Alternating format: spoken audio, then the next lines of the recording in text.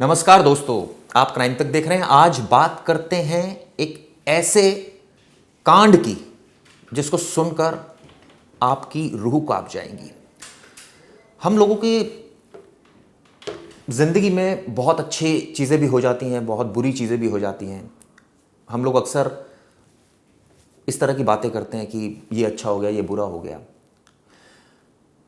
अब यकीन मानिए कि अगर किसी के ज़िंदगी में कोई ऐसा पल आ जाए कि किसी की जानकार की मौत हो जाए और बाद में पता चले कि भाई उसकी डेड बॉडी नहीं मिल रही है और कई साल बीत जाएं और अचानक एक दिन खबर आए कि डेड बॉडी मिल गई है, तो आप इसे किस तरह से देखेंगे?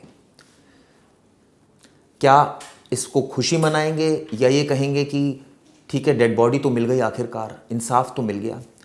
ठीक ऐसा ही वाकया हुआ केरल में। बड़ा विचित्र ये मामला है। दरअसल एक प्लेन क्रैश होता है 1968 में।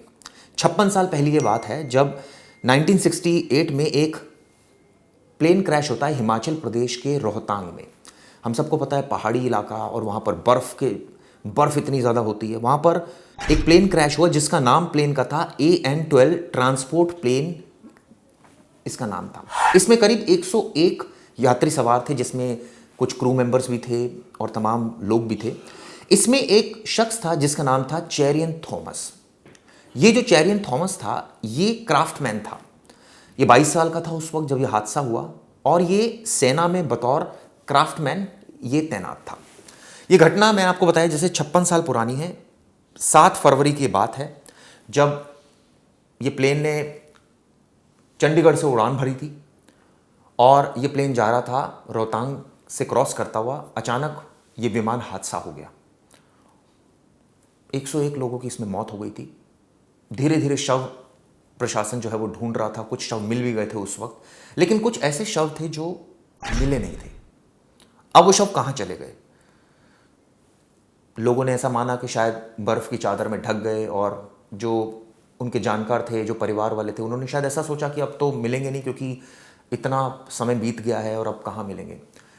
तो चेरियन थॉमस का जो परिवार था वो बेहद अंदर से टूट चुका था, क्योंकि एक तो उसकी डेड बॉडी नहीं मिल रही थी, वो जिंदा था या मर गया था ये भी नहीं पता था, क्योंकि जब तक कुछ मिल ही नहीं रहा है तो ऐसे में क्या कहा जाए। तो दोस्तों 1968 में जब ये विमान दुर्घटनाग्रस्त हुआ, 101 लोगों की मौत हुई, उस वक्त ये 7 फरवरी की जैसे मैंने आपको बताया बात थी। लगातार कोशिश करता रहा जो थॉमस चेरियन का परिवार था कि डेड बॉडी मिल जाए, कम से कम उनको ये तो पता चले कि थॉमस की मौत हुई है या नहीं हुई है, कहाँ गया। मुझे याद है उत्तराखंड में जब प्रलय आई थी तब भी कई सारे शव जो है वो, जब पहाड़ टूट गए थे, बहुत सारे शव जो है दब गए थे, उनका भी आज तक कुछ नहीं पता चला। ठीक ऐसा ही मामला आप समझ लीजिए, कुछ इसी तरह का मामला था थॉमस चेरियन का। अब जब शव नहीं मिल रहा है तो नेचुरली बड़े परेशान हुए परिवार वाले। लगातार सेना से उनका संपर्क भी चल रहा था। सेना भी हर 4-5 सालों में उनको अपडेट देती थी कि अभी कुछ भी पता नहीं चला है। अब ऐसे में व्यवस्था क्या होनी चाहिए? जब कभी विमान दुर्घटनाग्रस्त होता है तो मलबा जब वहाँ आते हैं, मलबा साफ़ किया जाता है, ढूंढा जाता है। नेचुरली आसपास बहुत तलाश किया उस वक्त जब प्लेन क्रैश हुआ कि मलबे में से कुछ शव मिल भी गए थे, लेकिन कुछ शव नहीं मिले थे। जैसे मैंने बताया 101 लोगों की मौत हो गई थी, कुछ शव नहीं मिले थे। तो ऐसे में उनके परिवार वालों ने बार बार सेना के मुख्यालय जाते थे, उनसे पूछते थे कि हमारे परिवार के लोग नहीं मिल रहे हैं, आप लोग क्या कर रहे हैं। अब अचानक एकाएक इस पूरी खबर में ट्विस्ट आ जाता है। वहां पर एक माउंटेनियर जो होते हैं, जिनको बोलते हैं हम पर्वतारोहण टीम जिनको बोला जाता है, डोगरा स्काउट्स एक सेना का एक विंग है जो वहां पर माउंटेनियरिंग इनको कहा जाता है। वो पर्वतारोहण टीमें वहां पर मौजूद थी रोहतांग के पहाड़ों के ऊपर। और आप यकीन मानिए 56 सालों के बाद ये डेड बॉडी मिल गई और बिल्कुल इंटैक्ट डेड बॉडी थी। यानी कि 56 साल पहले जैसा चेरियन था ठीक वैसा ही चेरियन अब मिल गया है। और अब जब ये मिला तो पहले तो पहचान में नहीं आया कि भाई ये कौन, किसकी डेड बॉडी है। ये दरअसल जब माउंटेनियर जब पर्वतारोहण उस ग्लेशियर से गुजर रहे थे, करीबन 16,000 फीट की ऊंचाई पर ढाका ग्लेशियर क्षेत्र इसको कहा जाता है, जो कि रोहतांग के आसपास है। वहाँ पर जब ये पर्वतारोहण टीम वहाँ से गुजर रही थी तो उनको कुछ लगा, क्योंकि वो लोग अक्सर बर्फ़ को हटाते रहते हैं, बर्फ़ पर जो है वो अपने निशान बनाते हुए आगे बढ़ते रहते हैं। तो जब उनको पता चला कि कुछ उनको अजीब सी चीज़ वहाँ पर नज़र आई, जब उन्होंने पूरी खुदाई करी तो वहाँ पर एक डेड बॉडी थी और वो भी बिल्कुल इंटैक्ट थी। वो क्यों इंटैक्ट रही? क्योंकि बर्फ़ में डेड बॉडी सेफ रहती है। तुरंत ये चेक किया गया कि भैया कौन है, किसकी डेड बॉडी है। जब पूरा चेक किया गया, दरअसल एक बैच मिला जिसमें उसका नाम था, इसके अलावा वर्दी मिली। तब जाकर सेना को इन्फॉर्म किया गया, तब पता चला कि अरे ये तो चेरियन, उसकी जो शक्ल थी उससे उसका मिलान किया गया, उसके सारे पर्टिकुलर्स निकाले गए। तब पता चला ये तो थॉमस चेरियन है जिसकी 1968 में मौत हुई थी। आप सोचिए। परिवार, आपको एक और बड़ी विचित्र बात बताता हूँ, परिवार को जब 2003 में सेना की तरफ से बता दिया गया था कि भाई उसकी मौत हो गई है, हालांकि सेना के पास तब भी सबूत नहीं था कि उसकी मौत को वो कैसे प्रूव करे कि मौत हुई, क्योंकि डेड बॉडी नहीं मिल रही थी। तो ये जो परिवार था ये कभी डेथ एनिवर्सरी नहीं मनाता था थॉमस की। ये हमेशा उसकी याद में 7 फरवरी को उसकी याद आती थी तो वो एक बस उसको याद कर लेते थे, लेकिन कभी इन्होंने डेथ एनिवर्सरी नहीं मनाई। अब परिवार, अब इसको मैं क्या कहूँ कि न्याय मिला है परिवार को, लेकिन अब आधिकारिक तौर पर उनको बता दिया गया है कि डेड बॉडी मिल गई और ये कुछ ही दिनों में अब केरला पहुंच जाएगी डेड बॉडी। ये मैं आपको बता दूं, ये परिवार केरल का रहने वाला है। इनके जो पिताजी थे थॉमस के, वो BHEL में थे। इनके 5 भाई थे थॉमस। तो अब छोटे भाई का इनका कहना है कि लंबा इंतजार था, कल हमें चेरियन के शव की बरामदगी के बारे में दिल्ली में सेना मुख्यालय से एक सूचना मिल गई है।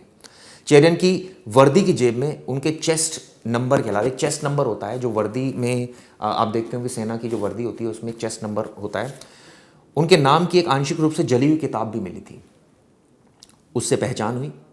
तो ये कहा जा रहा है कि बहुत जल्द उसकी डेड बॉडी दे दी जाएगी। माँ का 1998 में देहांत हो गया था, अब उनके पिता भी इस दुनिया में नहीं है, 1990 में मर गए थे। अब उनकी जो लुक आफ्टर करने वाले हैं, मतलब परिवार में जो लोग रह गए हैं, उनके ब्रदर्स रह गए हैं।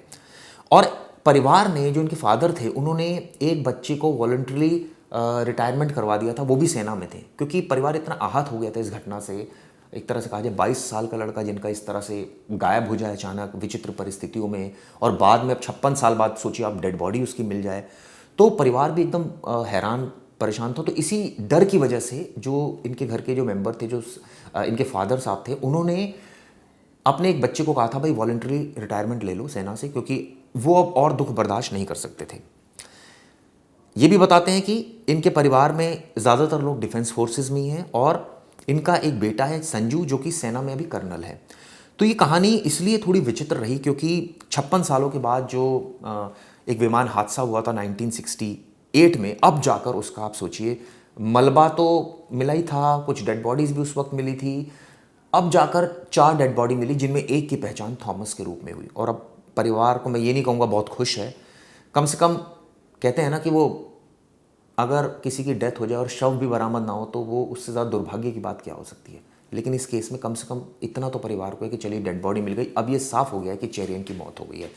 तो दोस्तों ये खबर आपको कैसी लगी ज़रूर बताइएगा, इस पर आप अपने कमेंट्स लिख सकते हैं। ये मैंने खबर वेबसाइट पर भी लिखी है, आप इसको हमारी वेबसाइट crimetech.in पर भी सर्च कर सकते हैं। इसकी जो हेडिंग है वो है 56 सालों के बाद विमान हादसे में मारे गए सेना के इस अधिकारी का शव मिल गया है।